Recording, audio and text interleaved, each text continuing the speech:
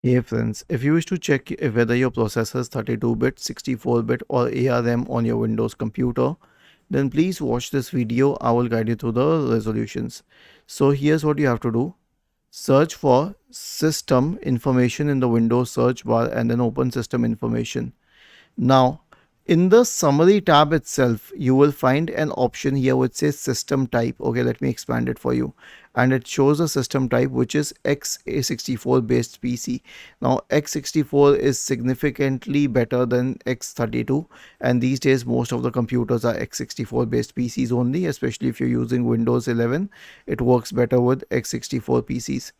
So this is how you can check whether your processor is 32-bit, 64-bit or ARM. And these days, I will obviously suggest you to use x64 itself. Was this helpful? If yes, then please subscribe to the channel. If not, then let us know in the comment section of the video on how we could help you further. Thank you for watching this video and have a nice day.